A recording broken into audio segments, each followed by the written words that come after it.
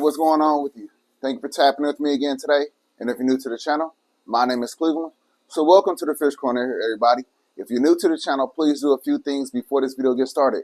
Hit the subscribe button, hit that notification bell, and then hit the like button for me one time. Now let's get into the video. So this video is about this aquarium that's right here behind me. This is my 225-gallon saltwater aquarium. It is a FOWLR, meaning fish only with live rock aquarium. We're going to take a deep dive into the inhabitants, the filtration, the way I got it set up, why I have it set up, how long it's been set up. We're going to dive into all that. So without any further ado, let's get right into it.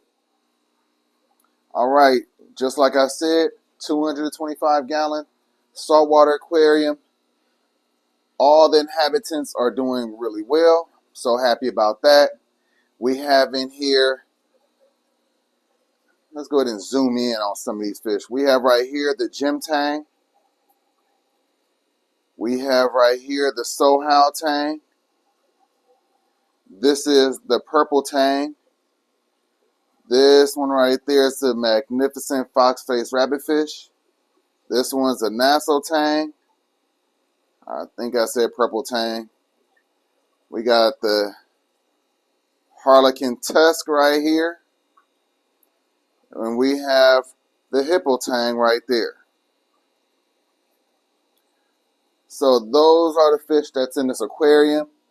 I have it set up in a way where there's a lot of swim-throughs, caves, and such. That allows a lot of side breaks. That allows a lot of different areas so the fish can, if they want to stake some territory, they can. They really haven't been doing that. And as you can see, they're right here in the front ready to eat again. I have a circulation pump right here to help with the flow. I always believe saltwater aquariums need a nice amount of flow. Not a ton of flow, but a nice amount. Be generous with it, but don't overdo it.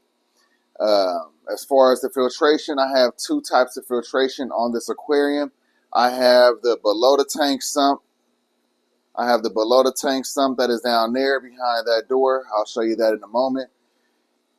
I did not drill this aquarium. I don't like drilling aquariums because if you get leaks, man, you got a leak in the aquarium. You know what I mean? I have the thing on the back overflow box right there. So basically what happens is the water overflows into that little black box, and then it goes into the clear box behind it. And then those two hoses right there take it down to the below the tank sump. In that sump, I also have a skimmer that we'll take a look at.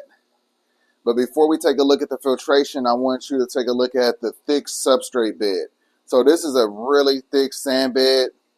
I'm a strong believer in having a nice sand bed in my aquariums. Whether it's sand, gravel, or larger aggregate, I believe that a nice thick one is definitely the way to go. It looks a lot better, looks a lot more natural. It's a lot of area for your beneficial bacteria to colonize and help with the filtration process. If you don't know what I'm talking about, check out the last video I posted. I put a little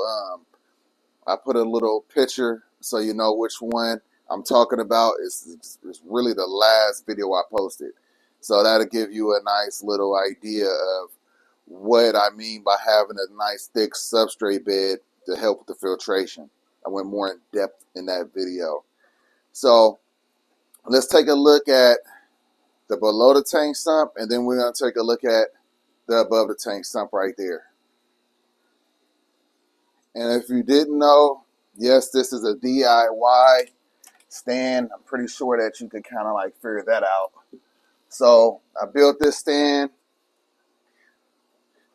Built almost all these. Matter of fact, I built all the stands in this fish room.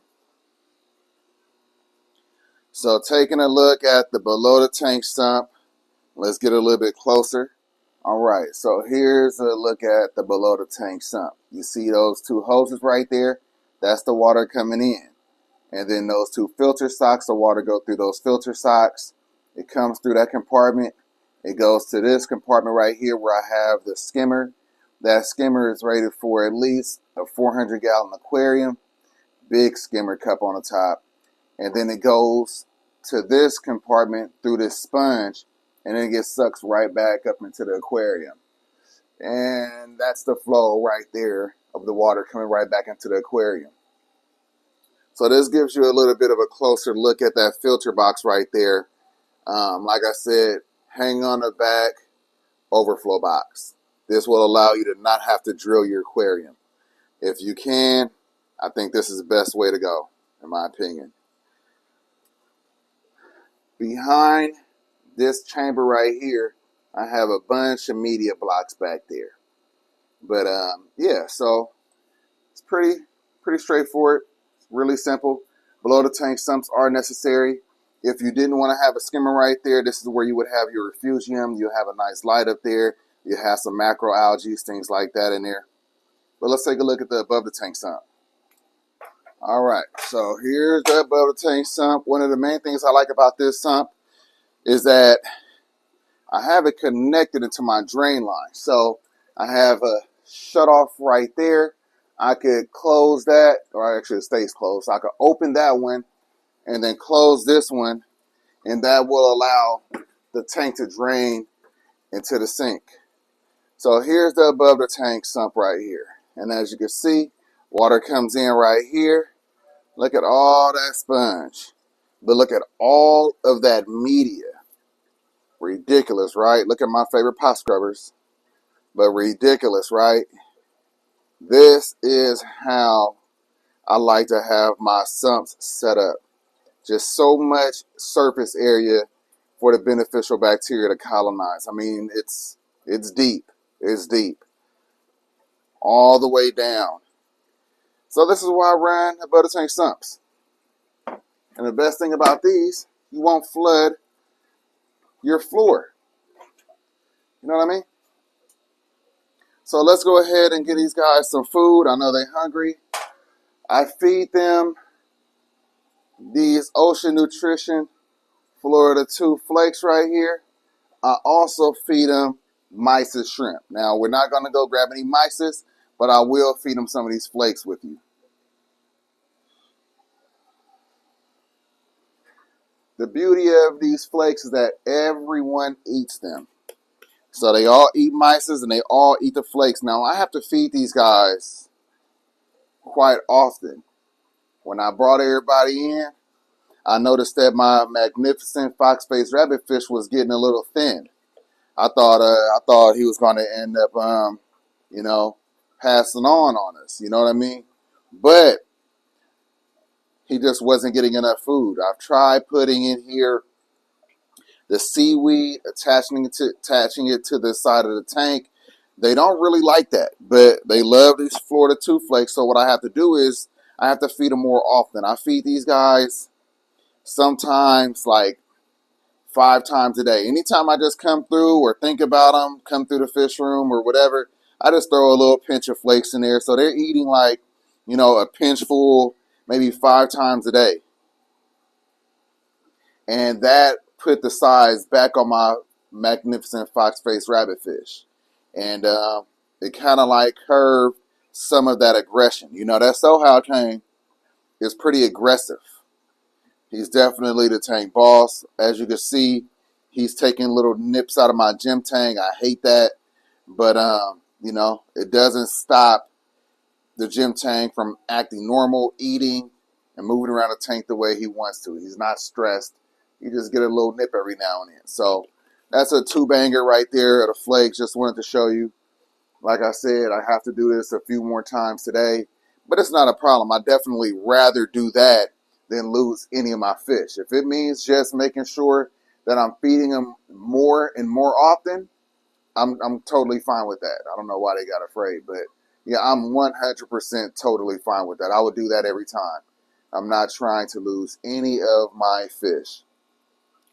But overall, really happy with the setup, really happy with the fish. Cleaning on this aquarium is so easy. You wouldn't even believe it. Like I said, the water could drain down. That's the pump right there. The water can drain down to there. I don't do that. I drain the water to that tape right there. The bottom of that tape is the exact amount of gallons, which is 44 gallons.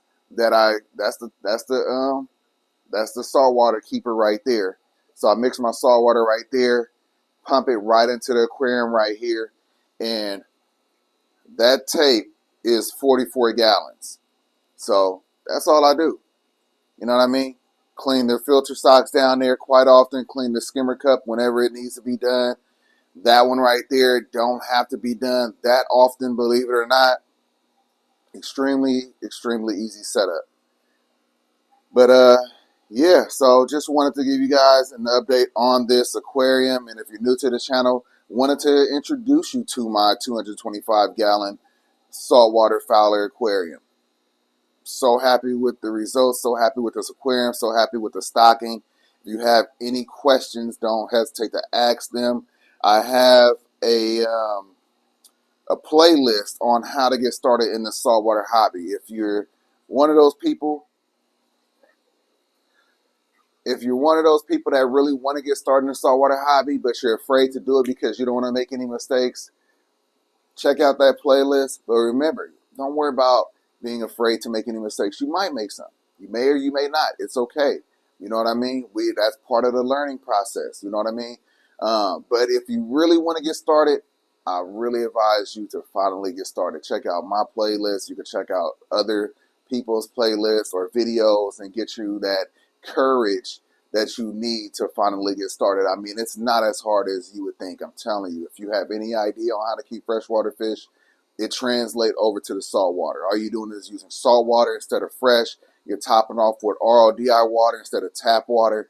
So, you know, it's not that much of a difference. It really isn't, especially if you're not trying to go with corals. If we want to have corals, now it gets a little bit tricky. Now it gets a little bit more complex. But start off with a few fish, clownfish, you know what I mean? You'll enjoy that. You know what I mean? And then you can start adding like the cleanup crew and getting other little fish, or maybe even grabbing a coral once you understand the concept of having that saltwater aquarium. You know, I'm talking about 2-3 months down the line after you finally start your saltwater aquarium. Give yourself some time. You know what I mean? But anyway, I'm here. If you want to ask me any questions, comment section down below. It's right there for you. But anyway, I hope that you all enjoyed this video. Hope that you learned something. Hope that you're inspired by something. If you're new to the channel, please do a few things before you go.